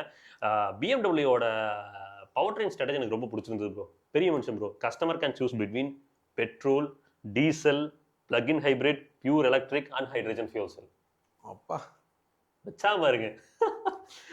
ஸோ எலக்ட்ரிக் IX5 நீங்கள் பார்த்தீங்கன்னா மேசிவாக 141 kWh பேட்டரி பேக் ப்ரோ. உங்களுக்கு ரியல் டைம் ரேஞ்ச் இன்னும் தெரியல. பட் WLTP வந்து பார்த்தீங்கன்னா 845 கிலோமீட்டர்ஸ் வந்து கிளைம் பண்ணியிருக்கு. ஓ ஓகே. 845 கிளைம் பண்ணியிருக்காங்கன்னா ரியல் டைமில் நீங்கள் வந்து 500+ எக்ஸ்பெக்ட் பண்ணலாம் என்ன பொறுத்த வரைக்கும். பர்ஃபார்மன்ஸ் வந்து impressively 578 horsepower 805 newton metres of torque கொடுத்துருக்காங்க. 0 to 100 km/h வந்து ஜஸ்ட் 4.6 செகண்ட்ஸ். எங்கே ஓட்டுறது ப்ரோ? அதுவும் தெரியல. ஸோ 460 கிலோவாட் அல்ட்ரா ஃபாஸ்ட் சார்ஜிங்கை இது சப்போர்ட் பண்ணும். 10 to 80% அப்படின்றது 23 மினிட்ஸில். ஸோ 460 கிலோவாட்லாம் நம்ம ஊரில் சரி அதை பற்றி பேச வேண்டாம். பிளக்இன் ஹைப்ரிட் வெர்ஷன் வந்து பார்த்தீங்கன்னா பியூர் எலக்ட்ரிக்கில் வந்து 102 கிலோமீட்டர் வந்து மைலேஜ் கொடுக்குது, ரேஞ்ச் கொடுக்குது. 1 லிட்டர் ஆஃப் பெட்ரோலுக்கா? இல்ல ப்ரோ, இது வந்து பாத்தீங்கன்னா பியூர் எலக்ட்ரிக் ரேஞ்ச் நான் சொல்றேன். பெட்ரோலோட கம்பேர் பண்ணீங்கன்னா ரேஞ்ச் வந்து பெர் லிட்டர் கணக்குல கால்குலேட் பண்ணுவோம். பியூர் எலக்ட்ரிக் நீங்க சார்ஜ் போடுறீங்கன்னா 102 கிலோமீட்டர் அப்படின்றது கிடைக்கும். ஆக்சுவலா பிளக்-இன் ஹைபிரிட்ஸ் மேக்ஸ் ரொம்ப சென்சிபிளான ஒரு சாய்ஸா இருக்குங்க இந்தியன் மார்க்கெட்டுக்கு. ஓகே. நீங்க most of the cost plug-in ஹைபிரிட்டா வரும்போது என்ன ஆகும்னா, அதுக்கு நீங்க வந்து லைக் பாலிசிஸ் எல்லாம் கரெக்டா கொண்டு வந்து காஸ்ட் எஃபெக்டிவ் கொண்டு வந்தீங்கன்னா, நான் சிட்டிக்குள்ள அதிகம் ஓட்டுறேன் அப்படின்னா எலக்ட்ரிக் யூஸ் பண்ணி நான் போய்க்கிறேன். ஹைவேஸ்ல நான் அதிகமா போறேன் அப்படின்னா நான் have a backup of petrol engine அப்படின்ற மாதிரி இருக்கும். சரி, ஸோ ஃபியூச்சர் அப்படின்றது எதிர்காலம் அப்படின்றது வந்து கஸ்டமர்ஸோட சாய்ஸாக இருக்கணும் அப்படின்றது ஒரு கிளியரான ஒரு ஸ்டேட்மெண்ட்டை வந்து பார்த்தீங்கன்னா BMW வச்சிருக்காங்க. ஸோ நல்ல விஷயம். இந்த பவர் ட்ரெயின் கொடுத்து உண்மையிலுமே நல்ல விஷயம். அடுத்து எல்லாருமே கேட்டுட்டு இருந்த Maruti Brezza facelift launch date confirm ஆயிருச்சுங்க. ஜூலை 23 லான்ச் பண்ணுறாங்க. ஸோ திவாலி டைம்லைன்னு பார்த்தோம். பட் இப்போ வந்து டைம்லைன் டேட் தெரிஞ்சிருக்கு ஜூலை 23. இதில் பிக்கஸ்ட் சர்ப்ரைஸ் என்ன அப்படின்னு கேட்டிங்கன்னா, ஏடாஸ் வைக்கல. அவன் தான் ப்ராக்டிக்கலா என்ன தேவையோ அதை மட்டும் நான் பண்றேன்ப்பா அப்படின்ற மாதிரி பண்ணியிருக்காங்க. Instead of adding expensive technology Maruti வந்து ப்ராக்டிக்கல் இம்ப்ரூவ்மெண்ட்ஸை ஃபோக்கஸ் பண்ணியிருக்காங்க.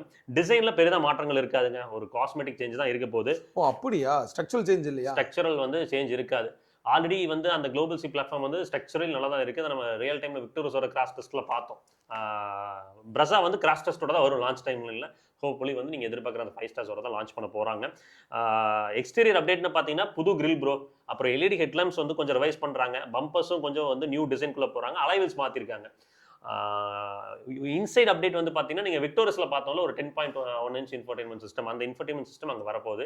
ஃப்ரண்ட்டில் வந்து வென்டிலேட்டர் சீட்ஸ், அதுக்கப்புறம் வந்து ஒரு கேபின் தீம் வந்து ரெஃப்ரெஷ் பண்ணுறாங்க. கொஞ்சம் ப்ரீமியமாக காமிக்கணும். ஏன்னா இன்னைக்கு அந்த செக்மெண்ட்லேயே போரிங்கான டிசைன் இருக்கக்கூடிய ஒரு வாகனம் அப்படின்னா இன்டீரியரில் பிரஸா தான். ப்ராக்டிக்கலாக கரெக்டாக இருந்தாலும் பிரஸா வந்து அப்புறம் கோணல் மாடலாக இருக்கும். அந்த இன்ஃபோர்டைன்மெண்ட் லேயர் அது அந்த பழைய காலத்து கலர் டிவி பட்டி மாதிரி வச்சுக்கிட்டு ரொம்ப அதை வந்து மாத்துறாங்க. மோஸ்ட்லி விக்டோரியஸோட தீமை ஃபாலோ பண்ணுவாங்கன்னு நினைக்கிறேன். அடுத்து வந்து மெக்கானிக்கலா வந்து 1.5 லிட்டர் பெட்ரோல் இன்ஜின் கண்டினியூ ஆகுது. அதுல எந்த மாற்றங்களும் இல்லை. But there will be a return of 2 engine speculation இருக்கு. பட் லாஸ்ட் டைம் லைன்ல நாங்க இப்போ பார்க்கும்போது 1.2 லிட்டர் MPFI டர்போ இல்ல 1 லிட்டர் பூஸ்டர் ஜெட் தான் வருது அப்படின்றாங்க. 1 litre booster jet 6 speed manual டிரான்ஸ்மிஷனோட வரும். அப்படி இல்லைன்னா நீங்க வந்து ஸ்விஃப்ட் புதுசா வந்துச்சுல ஸ்விஃப்ட்ல அந்த 1.2 litre Z12 E3 cylinder engine, அந்த இன்ஜின்ல டர்போ வரலாம்னு சொல்றாங்க. பட் மோஸ்ட்லி பூஸ்டர் ஜெட் அப்படின்ற மாதிரி இந்த லாஸ்ட் டைம்ல சொல்லிட்டு இருக்காங்க. அதுல ஸ்டில் கன்ஃபியூஷன்ஸ் இருக்கு. பட் ஃபைனலா அந்த 5 ஸ்பீட் மேனுவல் தூக்கி எறிஞ்சிட்டு 6 ஸ்பீட் மேனுக்குள்ள வராங்க. ஆனா இவங்க மனுஷனுங்களே இல்ல தெரியுங்களா? கண்கெட்ட பின் சூரிய நமஸ்காரம்னு ஒரு பழமொழி சின்ன வயசுல சொல்லி கேள்விப்பட்டிருக்கேன். வருஷம் எல்லா பிராண்டும் வந்து 6 ஸ்பீடுக்குள்ள போயிட்டாங்க. 6 ஸ்பீட்ல எனக்கு தெரிஞ்சு 2009ல i20ல இருந்தது 6 ஸ்பீட் கியர் பாக்ஸ் இருக்கும். அதுல நீங்க இப்போ வந்து 6 ஸ்பீட் இப்பதான் எடுத்துட்டு வரணுங்க. இப்போ வரைக்கும் கிறிஸ்டால கிடையாது. 2.4 லிட்டர் டீசல் இன்ஜின்ல 5வது கியருக்கு மேல நீங்க போனீங்கன்னா அது RPM போகும் 3000 4000 போகும். பெட்டர் கியர் ரேஷியோஸ் கிடைக்கும்ல ப்ரோ 6 ஸ்பீட் போனா. ஆட்டோமேட்டிக்ல மட்டும் வச்சிருந்தாங்க. பட் இப்போ மேனுவல்லி வந்து 6 ஸ்பீட் வருது. CNG பையர்ஸ்க்கு குட் நியூஸ் என்னன்னா அண்டர் பாடி CNG டேங்க் வருது விக்டோரியஸ்ல பார்த்த மாதிரி. ஸோ அதனால நம்ம பூட் ஸ்பேஸ் காம்ப்ரமைஸ் இருக்காது. எக்ஸ்பெக்டட் ப்ரைசிங் வந்து பார்த்தீங்கன்னா 8.9 லேக்லேருந்து ஸ்டார்ட் ஆகும் அப்படின்ற மாதிரி சொல்றாங்க. லைக் எக்ஷோரூம் எல்லாமே ஏடாஸ் எக்ஸ்பெக்ட் பண்ணோம் பண்ணுனாங்க அப்படின்ற மாதிரி மார்க்கெட்ல இருந்தாலும் மாருதி வந்து ப்ராக்டிகலிட்டியை சூஸ் பண்ணியிருக்காங்க. ஸோ இந்த பிக் கொஸ்டின் என்னன்னா, இதை வச்சுட்டு இவங்க நெக்ஸானோட வந்து பார்த்தீங்கன்னா ஜென்ரேஷன் அப்டேட் வருது அடுத்த வருஷம். ஸோ இப்போ இருக்கிற வென்யூ XV 3Xோட கம்பீட் பண்ண முடியுமான்னு கேட்டிங்கன்னா மேபி இவங்க எங்கே கம்பீட் பண்ணலாம்னா ப்ராக்டிகலிட்டியில் கம்பீட் பண்ணுவாங்கன்னு நம்புறேன். பார்ப்போம் என்ன பண்ணுறாங்கன்னு. அடுத்து ஆனா இன்னுமே டாப் 10 சேல்ஸ்ல பிரிஸா இருக்குங்க இருக்கு bro. bro. இருக்கு நம்பர் 1லாம் சைலண்டா உள்ள இருந்துகிட்டு இருக்கான். எப்படிடா அதை விக்கிற அது இந்த மாதிரி எப்படா நீ மட்டும் உள்ள வர அப்படிங்கிற மாதிரி. அவன் எங்க போனாலும் bro end of the day choose பண்றதுக்கான காரணம் ப்ராக்டிகாலிட்டி ஒரு ஹேசல் ஃப்ரீ ஓனர். முதல்ல வந்து சேஃப்டி ரிலேட்டா கொஸ்டின் இருந்துச்சு. இப்போ சேஃப்டிலையும் அவன் அட்ரஸ் பண்ண ஆரம்பிச்சுட்டு அப்படிங்கும் போது நமக்கு என்ன தோணுதுன்னா சரி முக்கியமான பாயிண்ட்ஸ் அவன் அட்ரஸ் பண்ணிட்டான் அப்படின்ற மாதிரி தான் உணர்வு இருக்கு. அடுத்து வந்து ரெனோ வித் ஃபேஸ்லிஃப்ட் வந்து எனக்கு தெரிஞ்சு நாங்கள் இந்த வீடியோ எடுத்துட்டு இருக்கிற டைம் லைனில் வந்து பார்த்தீங்கன்னா இதை பப்ளிஷ் பண்ணுற டைம் லைனில் அது லான்ச் ஆயிருக்குன்னு நினைக்கிறேன். ஜூலை 3 அதோட லான்ச்சுங்க. ஓகேங்களா? ஸோ இது வந்து ஒரு காஸ்மெட்டிக் அப்டேட் அப்படின்னு கேட்டிங்கன்னா மோஸ்ட்லி வந்து அவங்க என்ன பண்ணுறாங்கன்னா அந்த டாசியா ஸ்ப்ரிங் ஈவின்னு சொல்லி குளோபலாக ஓகே. ஸோ அந்த ஈவியோட டிசைன் எடுத்துகிட்டு வந்திருக்காங்க. ஸோ மச் மோர் மாடர்னாக இருக்கும். என்னன்னா இந்த குட்டி கார்னு வந்தீங்கன்னாவே லைக் ஆல்டோ கேட்டன் எஸ்ப்ரெஸோ எடுத்துட்டு இந்த பக்கம் வந்தீங்கன்னா ரெனோவில் மட்டும்தான் அந்த குட்டி கார் அப்படின்றது வச்சிருக்காங்க. அது ஒரு லைக் போரிங் டிசைனாகவே இருந்துச்சு. பட் இப்போ வந்து அது அப் மார்க்கெட் ஸ்டைலிங்கில் எடுத்துகிட்டு வராங்க. So auto climate control, push button start, அதுக்கப்புறம் க்ரூஸ் கண்ட்ரோல் கொடுக்குறதா சொல்லியிருக்காங்க. ரியர் ஏசி வென்ஸ் இந்த மாதிரிலாம் அடிஷ்னலாக வரும். இதுல ஈவி வருதாங்க ப்ரோ? இதில் ஈவி ஆல்ரெடி இருக்கு. பட் இப்போ வருதா அப்படின்றது தெரியல ப்ரோ. ஓகே. சிஎன்ஜி வேரியண்ட்டும் லான்ச்லேயே வரலாம் அப்படின்ற மாதிரி சொல்கிறாங்க. ரெனோ நிறுவனம் வந்து அண்டர் பாடி சிஎன்ஜிக்குள்ளே போகிறாங்க ப்ரோ. ஓ ஓகே. ஸோ மோஸ்ட்லி வந்து ரெனோ ட்ரைபர்ல வருது. டர்போ பெட்ரோல் கூட பேர் பண்றாங்க. ஓ ஓ ஓ. அதுதான் எனக்கு ரொம்ப சந்தோஷமா இருந்துச்சு. பாப்போம் என்ன பண்றாங்கன்னு.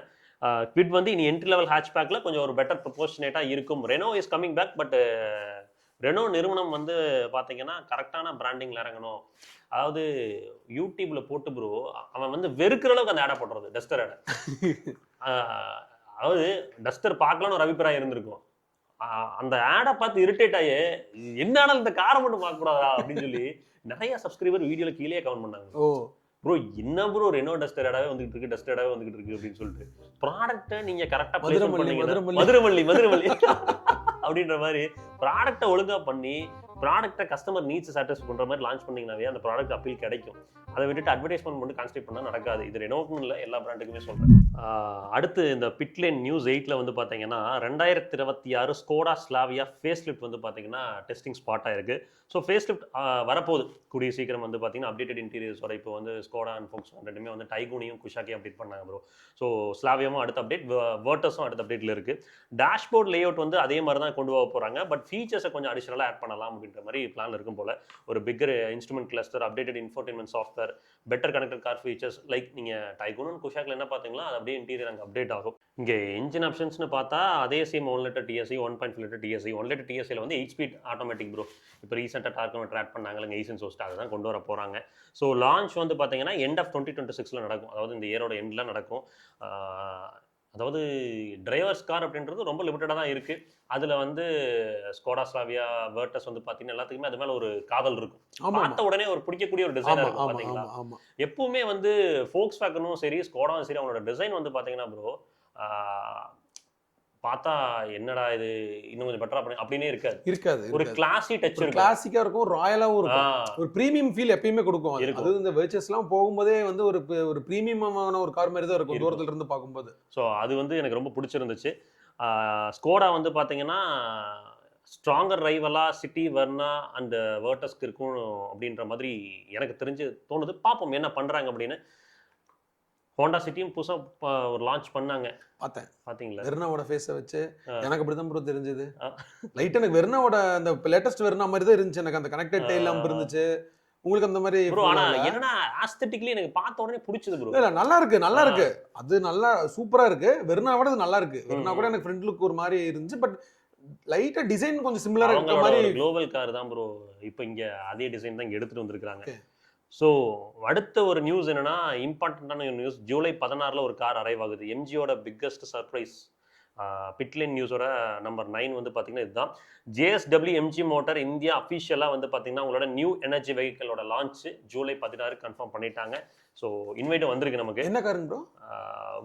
வூலிங் ஸ்டார்லைட் 560 அப்படின்னு சொல்லி ஒரு பிளக்-இன் ஹைபிரிட் SUV இருக்கு ப்ரோ. நம்ம வாங்குற மாதிரி இல்லை, நம்ம வாங்குற பட்ஜெட்குள்ள தான் வரப்போகுது. என்னன்னா இதை வந்து பாத்தீங்கன்னா இந்தியன் மார்க்கெட்டுக்கு கொண்டு வராங்க எம்ஜி JSW. ஸோ அதைத்தான் அவங்க என்ன பேர் வைக்கிறாங்கன்னு ஒன்றும் கன்ஃபார்ம் ஆகல. டைமென்ஷன் வைஸ் வந்து பாத்தீங்கன்னா ஹெக்டாரோட பிக்கரா இருக்கும். ஹெக்டரோட பெருசா? ஹெக்டாரோட பிக்கராக இருக்கும். So 5 seater and 7 seater versions வந்து எக்ஸ்பெக்ட் பண்ணலாம். உள்ள இன்டீரியரில் வந்து பார்த்தீங்கன்னா வழக்கம் போல் வந்து நான் அந்த வீலிங் ஸ்டார்லைட் 560 இருக்குல்லங்க, அந்த காரை வச்சு இன்டீரியர் காமிக்கிற பார்த்தீங்கன்னா உங்களுக்கு தெரியும். ஒரு 12.8 இன்ச் டச் ஸ்க்ரீன், 8.8 இன்ச்சில் வந்து பார்த்தீங்கன்னா ஒரு இன்ஸ்ட்ருமெண்ட் கிளஸ்டருங்க, கனெக்டர் கார் டெக்னாலஜி, இந்த மாதிரி ஆட்டோமேட்டிக் கிளைமேட் கண்ட்ரோல் ஏகப்பட்ட ஃபீச்சர்ஸ் பிளாக் பண்ண உள்ள வந்து கொடுக்க போகிறாங்க. மெயின் என்னன்னா பிளக்-இன் ஹைப்ரிட் பவர் ட்ரெயின் வருது இதில் 1.5 லிட்டர் பெட்ரோல் இன்ஜின்ங்க. ஸோ எலக்ட்ரிக் மோட்டார் கூட பேர் பண்ணி கொடுக்குறாங்க. 197 ஹார்ஸ் பவர், அதுக்கப்புறம் 230 Nm டார்க்கை வந்து ப்ரொடியூஸ் பண்ணும். And battery power alone it can travel up to 100 கிலோமீட்டர்ஸ்னு சொல்லியிருக்காங்க. ஸோ டெய்லி சிட்டி ட்ராவலுக்கும் ஹைவேஸ்க்கும் பர்ஃபெக்ட் பிளெண்டாக இருக்கும். ஸோ இந்த பியூர் எலக்ட்ரிக் வெர்ஷன் வந்து பார்த்தீங்கன்னா குளோபலாக இருக்குது இந்த ப்ராடக்ட்டில். அது இங்கே வராது. எக்ஸ்பெக்டட் ப்ரைஸ் இந்தியாவில் வந்து பார்த்தீங்கன்னா ஒரு 20 to 27 lakhsல வந்து எக்ஸ்பெக்ட் பண்ணலாம். எக்ஷோரூம் ஹெக்டரை விட பெருசுங்கிறீங்களேங்க ப்ரோ? எக்ஷோரூம் சொல்கிறேன். அக்ரெசிவான ஒரு ப்ரைசிங் இருக்குன்னு சொல்லியிருக்காங்க. பண்ணினேன் அந்த ஹெக்டரை தான் தூக்கி ஓரமாக போடுங்களேன், போட்டு இந்த மாதிரி இருக்கிற காரில் வந்து கான்சன்ட்ரேட் பண்ணலாமே. அவங்க ஹெக்டாரில் டீசல் இருந்துச்சு, அதை தூக்கி ஓரம் போட்டு பெட்ரோல் மட்டும் வச்சாங்க பார்த்தீங்களா? ஹெக்டாரில் ஆக்சுவலி ஈவி கொண்டு வந்திருக்கலாம். நீங்க வந்து இந்த இதுலயும் எம்ஜி வின்சர் இட்ஸ் ஓகே, அவங்களுக்கு நம்ம நல்ல சேல்ஸ் கொடுக்குது, நம்பர்ஸ் பண்ணுது. இது சொல்றேன் ZS EV. ZS EVல எப்படி பெட்ரோல் அண்ட் ஈவி ரெண்டுமே வச்சிருக்கிற மாதிரி ஹெக்டர்ல ஈவி கொண்டாடலாம். என்ன பொறுத்த வரைக்கும் என்னன்னா ஹெக்டரே வேண்டாம், இதை வச்சிருங்க, பிளக்-இன் ஹைப்ரிட்டோட வச்சிருங்க. ஹெக்டர் எதுக்குன்னே தெரியல. ஒரு வண்டி ஷோரூம்ல இருக்கணுன்றதுக்காக வச்சிருக்காங்களே எனக்கு தெரியல. சரி, ஓகே. எம்ஜி வந்து பார்த்தீங்கன்னா கொஞ்சம் அக்ரெசிவாக வராங்க. இது வந்து எனக்கு தெரிஞ்சு வந்து இனோவா ஹைக்ராஸ் சஃபாரிக்கு வந்து பார்த்தீங்கன்னா ஒரு நல்ல காம்படிட்டராக இருக்குன்னு எதிர்பார்க்குறேன். பார்ப்போம் என்ன பண்ணுறாங்க அப்படின்னு சொல்லி. ஏன்னா இனோவா ஹைக்ராஸ் இருக்கிற விலையை பார்த்துருக்கீங்களேங்க, அவங்க அதில் ஆஃபர் பண்ணுறதுக்கும் கிறிஸ்டா சொன்னீங்கன்னா, கிறிஸ்டா வந்து பார்த்தீங்கன்னா லைக் வந்து ஒரு லெகசி இருக்குது. அந்த லெகசியை வச்சுட்டு ஹைக்ராஸ்னு ஒரு ப்ராடக்ட்டை பில்ட் பண்ணி அந்த ஹைக்ராஸோட சஸ்பென்ஷன் பார்த்துருக்கீங்களே, ஹைவேல இருந்து பேட்ச் ரோட்ல இறங்குனீங்கன்னா முடிஞ்சு. ஹைவே மட்டும் தான் அது நல்லா இருக்கும். பேட்ச் ரோட்ல கொஞ்சம் ரொம்ப அந்த நாய்ஸ் வந்து உள்ள வரும். அப்புறம் வின்னைஸ் பாத்தீங்களா, இன்னொன்னு 41 lakhs நான் கொடுக்கறதுக்கு ரெடி, பட் அது உள்ளுக்குள்ள ஃபீல் ஆக மாட்டேங்குது. அதுதான் பிரச்சனை. வெளியில மட்டும் ஃபீல் ஆகுது, உள்ளுக்குள்ள ஃபீல் ஆக மாட்டேங்குது. அதுதான் பிரச்சனையே. நீங்க வந்து அந்த இந்த சப்போர்ட் சீட்ஸ் கொடுக்குறீங்க, ஆட்டோனமஸ் சீட்ஸ் கொடுக்குறீங்க, எல்லாமே ஓகே. பட் பிளாஸ்டிக் குவாலிட்டி அவ்வளோ பேத்தட்டிக்காக இருக்கும். அன்ஈவன் பேனல் கேப்ஸ் அந்த வண்டியில. ஒரு 41 lakhs கார்ல போய் எப்படி bro panel gaps? Front bumper நீங்க சொன்னீங்க ஞாபகம் இருக்கா?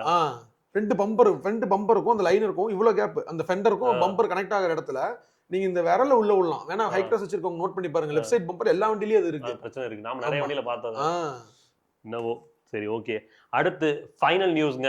நியூஸ் 10ல வந்து பார்த்தீங்கன்னா குயிக்காக வந்து ராப் அப் பண்ணுறோம்.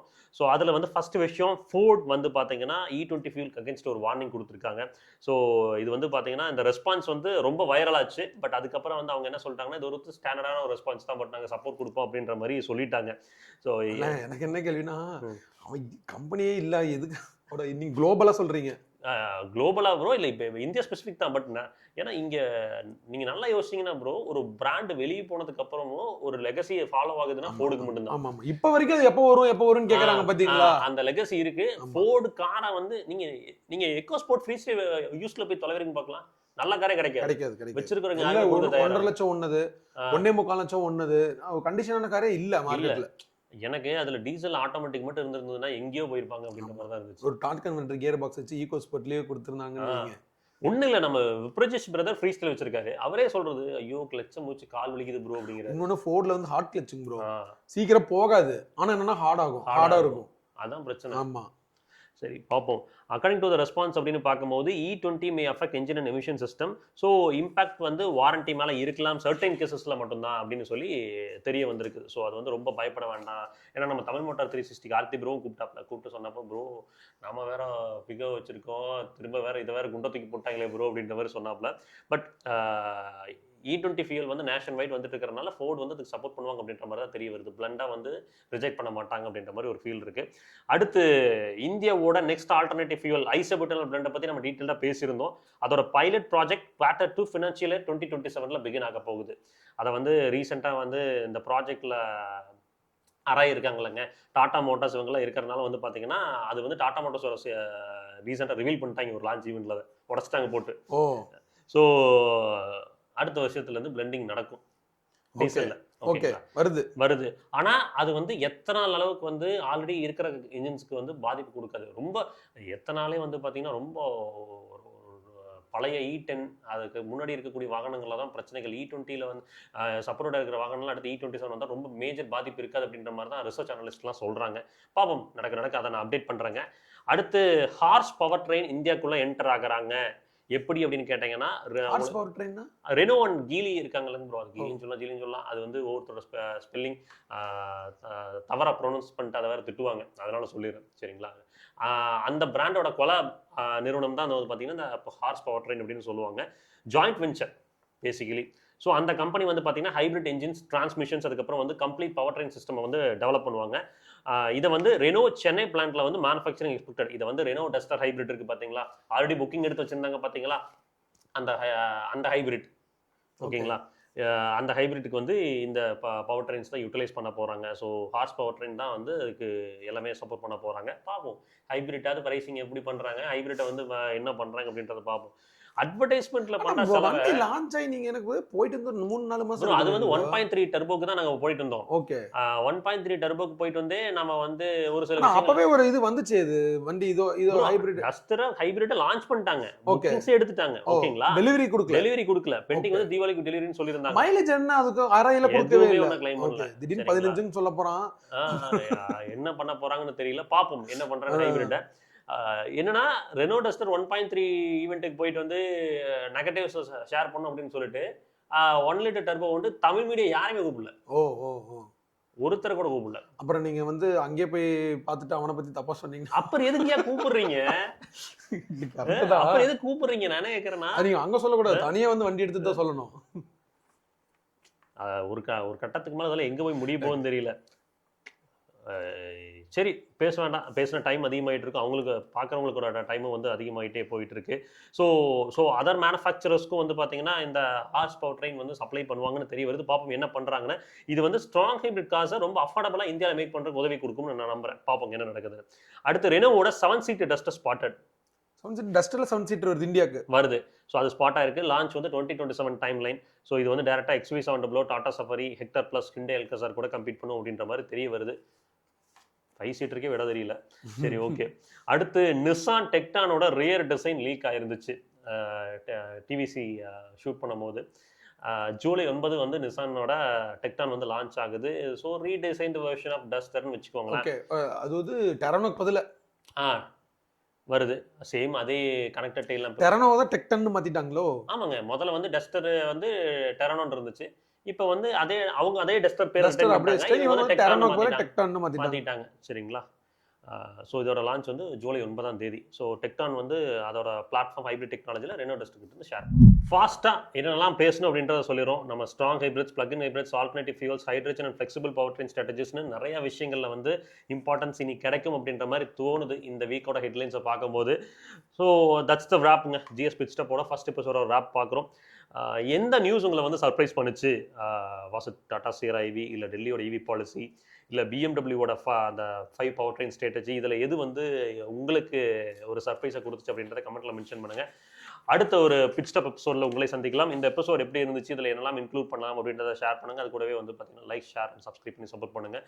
ஸோ இந்த பிட் ஸ்டாப் போட்காஸ்ட் எபிசோட நமக்கு வந்து ஸ்பான்சர் பண்ணது வந்து பார்த்தீங்கன்னா ஃப்ரீ ட்ராக் நிறுவனம். அவங்களுக்கு ஒரு மேஜரான ஷவுட் கொடுத்துடலாம். டேஷ்காம்ஸ் அவங்க பண்ணிட்டு இருக்காங்க. நம்ம நிறைய வீடியோவில் ஷவுட் கொடுத்துருக்கோம்.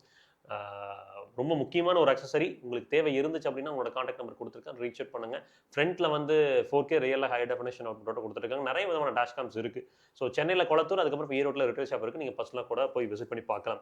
ஸோ அடுத்த ஒரு edition of GS pit stop எபிசோடில் உங்களை சந்திக்கும் வரை எப்பவுமே சொல்றதான், ரொம்ப சேஃபாக ட்ரைவ் பண்ணுங்க. உங்களை நம்பி இப்படி ஒரு குடும்பம் இருக்குது, அதே மாதிரி ரோட்டில் போய் வர சக மனிதர்கள் நம்பி நேசிக்கிற குடும்பம் இருக்கா, சாச்சரவனம் பத்திரமா போய் பத்திரமா வாங்க. Tata, take care, by.